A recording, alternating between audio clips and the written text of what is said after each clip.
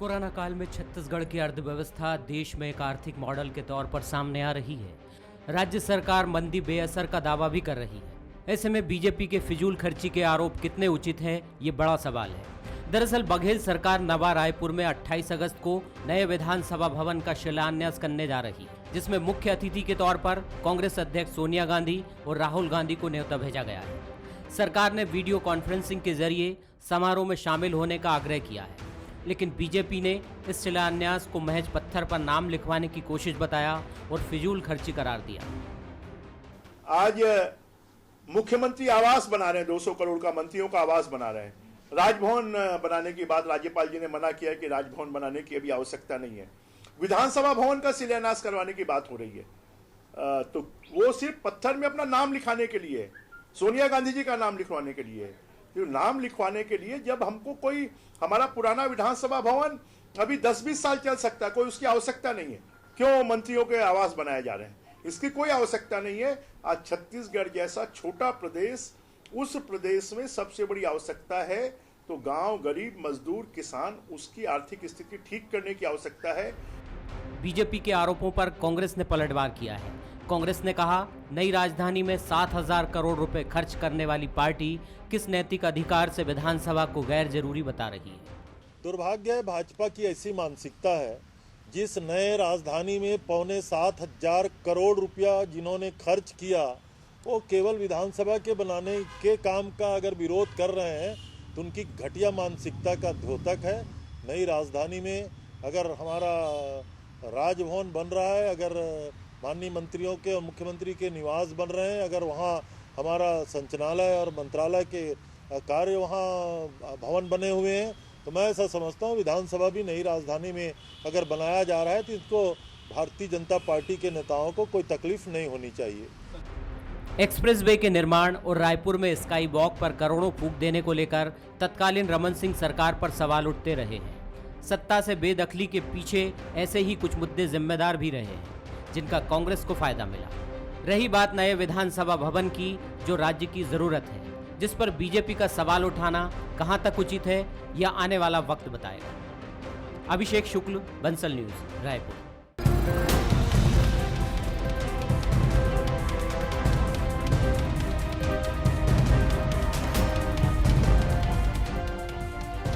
नमस्कार, स्वागत है आपका। मैं हूं अभिषेक शुक्ल। शिलान्यास पर रार। जी हाँ, दरअसल ये मामला तब उठा जब नए विधानसभा भवन की बात हुई और उसकी ज़रूरत को देखते हुए मुख्यमंत्री ने न्योता भेजा सोनिया गांधी, राहुल गांधी को कि 8 तारीख को वीडियो कॉन्फ्रेंसिंग के जरिए आप इसमें शामिल हो जाएं। बीजेपी को ये बात नागवार गुजरी। बीजेपी ने कहा कि ये फिजूल खर्ची है, खासकर ऐसे समय में जब कोरोना का काल चल रहा है। नए भवन की, नए विधानसभा भवन की कोई भी ज़रूरत नहीं है, करोड़ों रुपए ये फूकने जैसा है। कांग्रेस ने तत्काल पलटवार किया और बीजेपी को आईना दिखाने की कोशिश की कि आपके कार्यकाल में 7,000, लगभग 7,500 करोड़ का राजधानी में खर्च हुआ है। स्काई वॉक आप भूलिए मत, और एक्सप्रेसवे की हालत सभी को पता है। तो आरोप प्रत्यारोप का दौर चल रहा है यहाँ पर, और इसके बीच क्या नए भवन की ज़रूरत है, इस पर एक चर्चा छिड़ गई है। और अगर ज़रूरत है तो क्या सवाल उठाना बीजेपी का गलत है, क्योंकि बीजेपी पिछले 15 सालों में कई इस प्रकार के भवन उसने बनाए हैं। बहुत सारे सवाल आम आदमी के भी जहन में है, हम भी इसी पर चर्चा करेंगे। खास मेहमान हमारे साथ हैं, सुंदरानी जी हमारे साथ, श्रीचंद सुंदरानी जी, पूर्व विधायक भाजपा, बहुत स्वागत है आपका। अमित श्रीवास्तव जी कांग्रेस से हमारे साथ, बहुत स्वागत है आपका। नमस्कार। सुंदरानी जी, कांग्रेस ने क्या जवाब दिया ये तो आपने यहाँ पर सुना होगा। उन्होंने स्काई वॉक, एक्सप्रेसवे और नई राजधानी पर हुए खर्च को गिनाया और कहा कि आप लोगों का कोई नैतिक अधिकार नहीं है। क्या वजह है आप लोगों को आपत्ति है इन नए भवनों पर?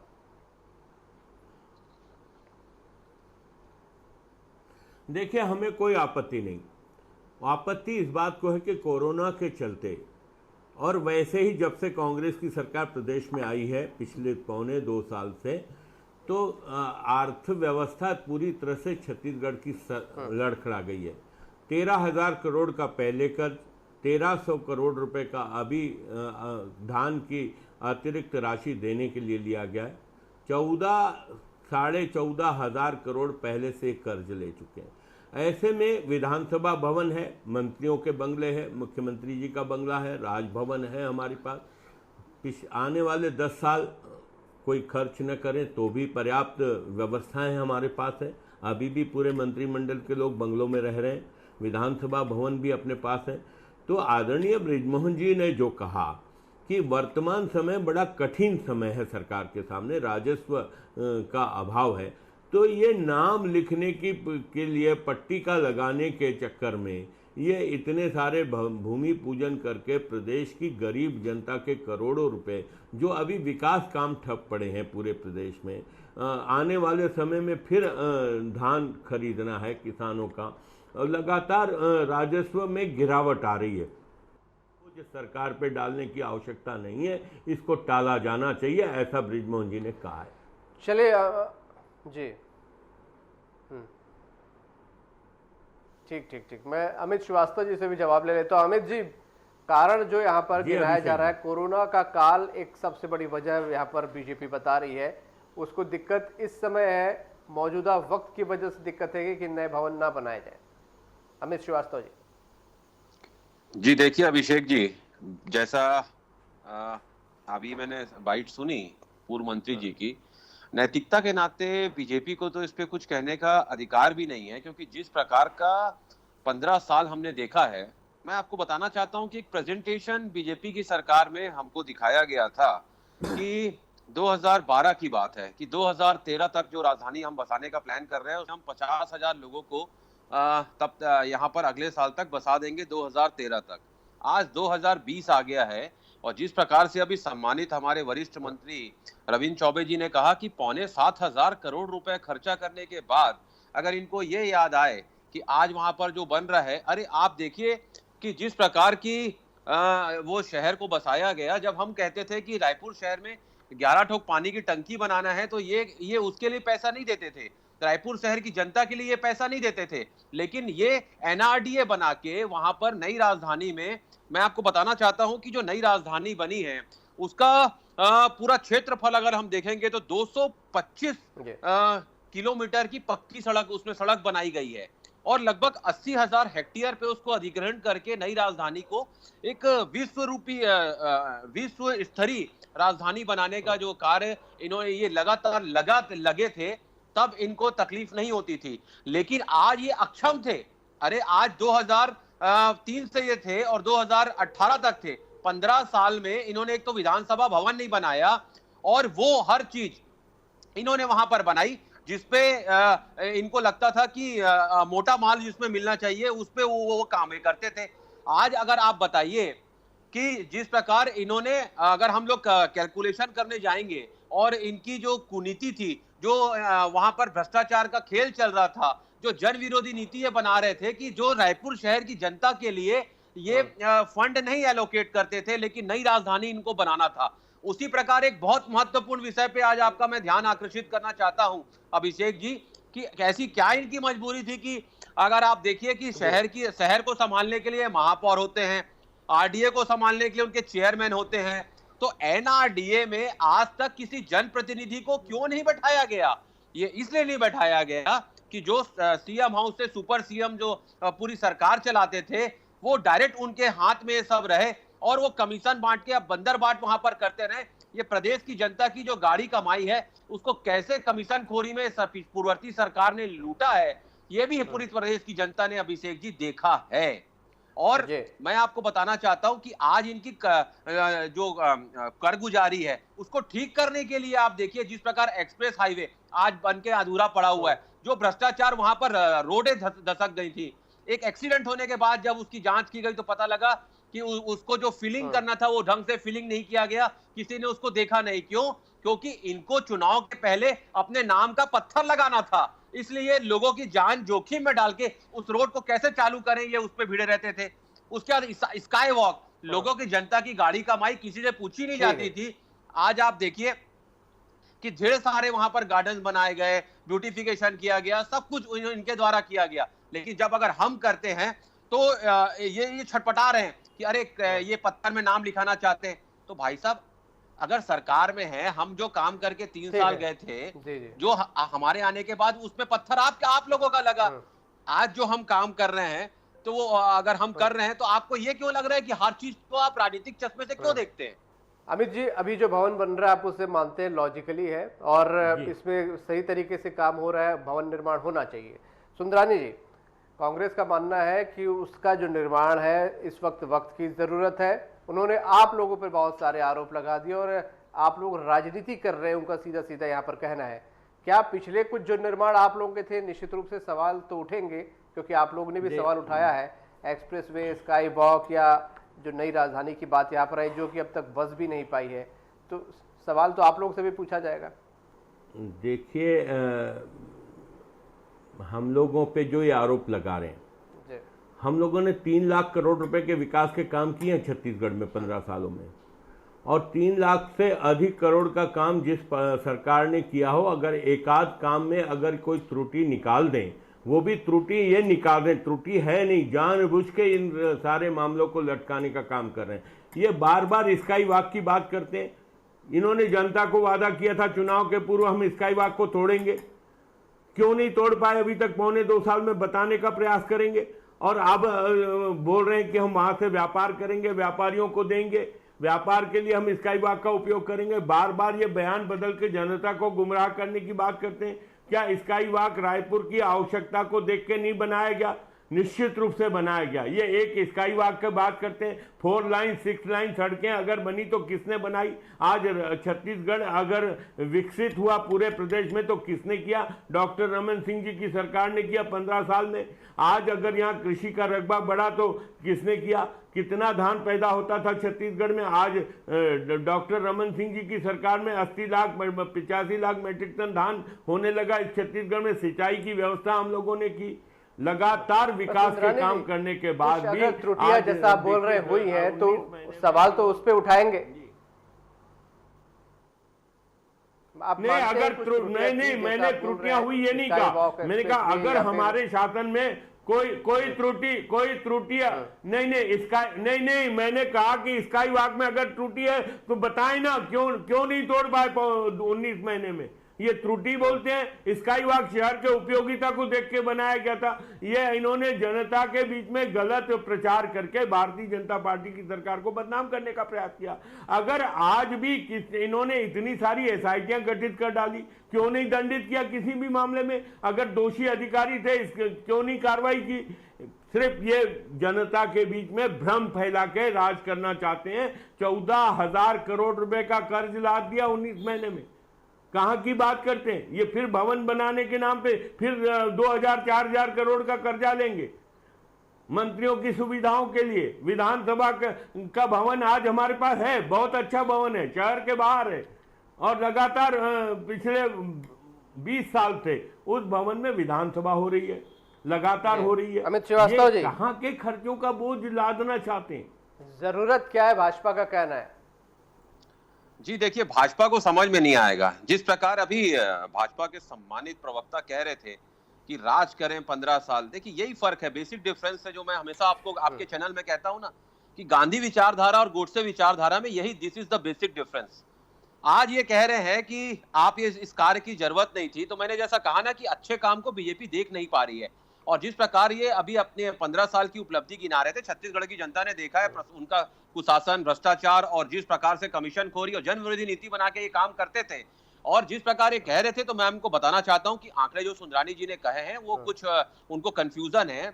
और आंकड़े जो धान खरीदी के वो दे रहे थे 80 लाख 32,000 पिछले बार, इस बार, और पिछले बार लगभग 80 लाख से ज्यादा मेट्रिक टन धान हमने खरीदा। 3 लाख किसान हमारे प्रदेश में बढ़े। इनके टाइम में तो पलायन हो जाता था। और ये अगर कह रहे हैं तो ये क्यों बनाए इन्होंने, मंत्रालय को क्यों शिफ्ट किया?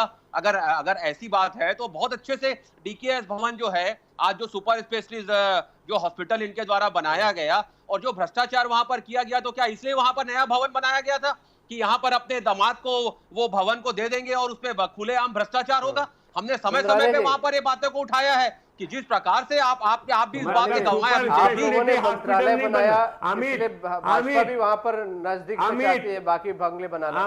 अमित, क्या सुपर स्पेशलिटी हॉस्पिटल नहीं बनना चाहिए था?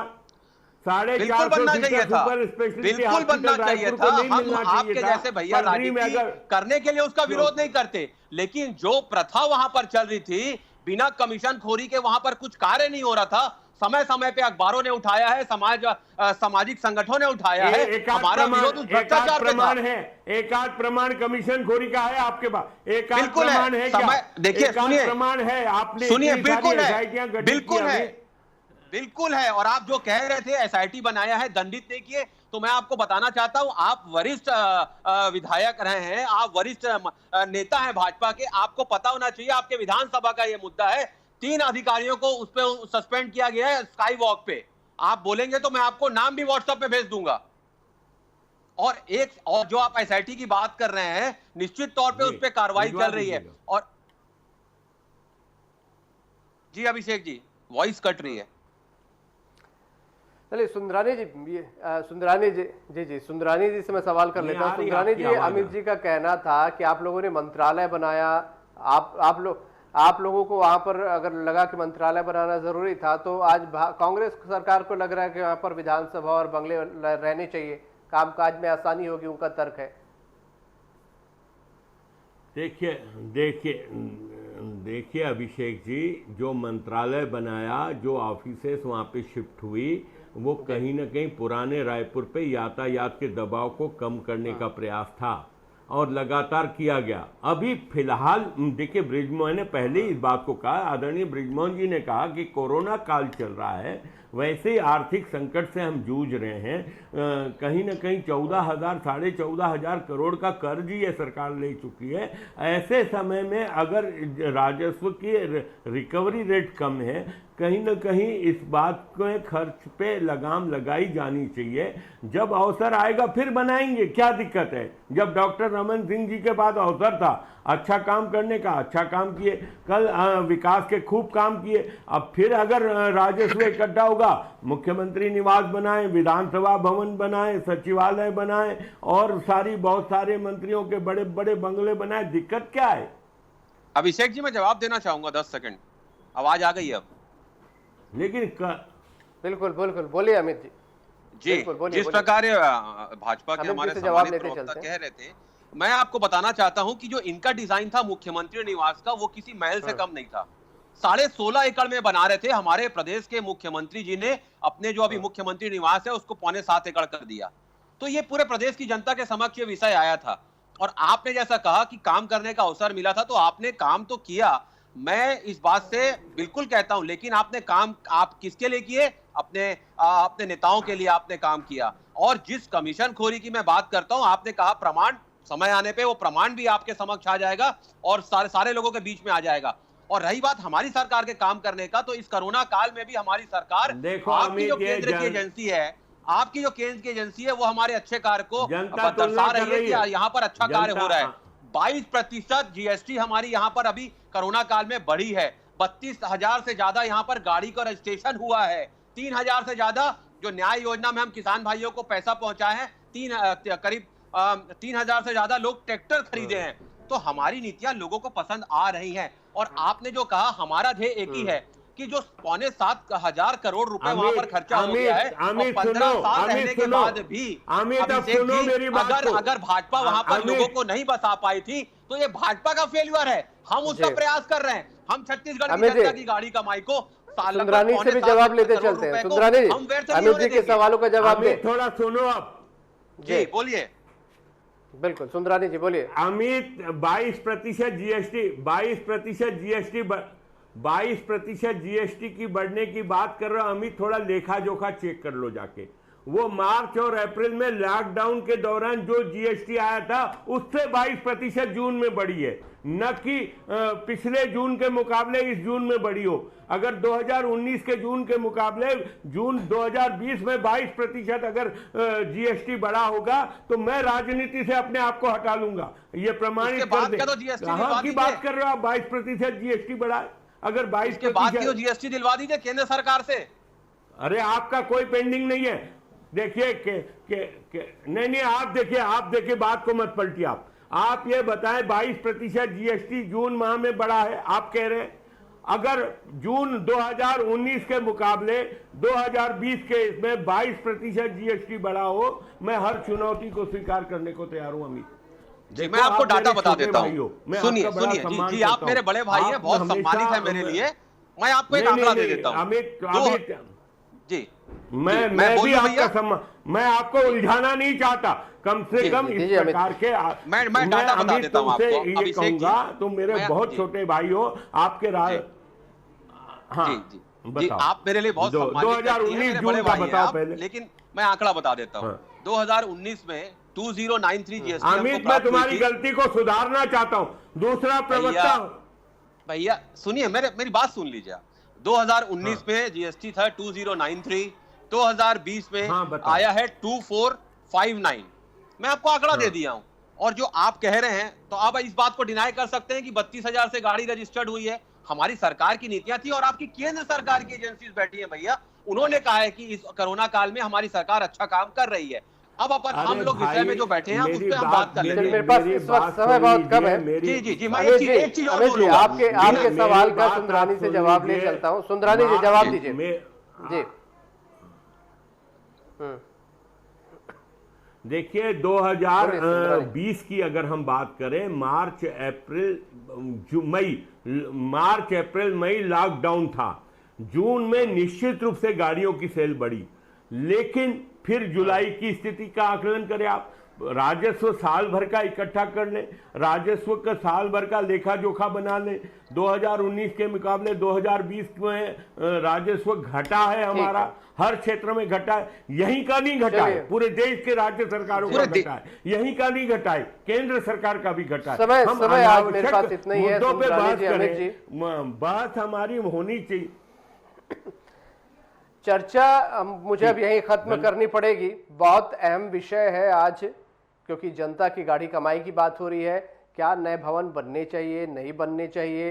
भाजपा ने कहा कि कोरोना काल में नहीं बनने चाहिए, तो वहीं कांग्रेस ने कहा कि जो 7,000 करोड़ इन्वेस्ट हुए हैं नई राजधानी में, वहां पर भवन बनेंगे तो आने वाले समय में काम आएंगे। और छत्तीसगढ़ में उनकी जो आर्थिक नीतियां हैं वो काम कर रही है और मंदी जैसे हालात नहीं है। बहरहाल काफ़ी कुछ राजनीति लोग जो करते हैं उसका फैसला, उसका निर्णय जनता करती है। बहुत शुक्रिया आप सभी का। आज का मुद्दा में इतना ही। नमस्कार।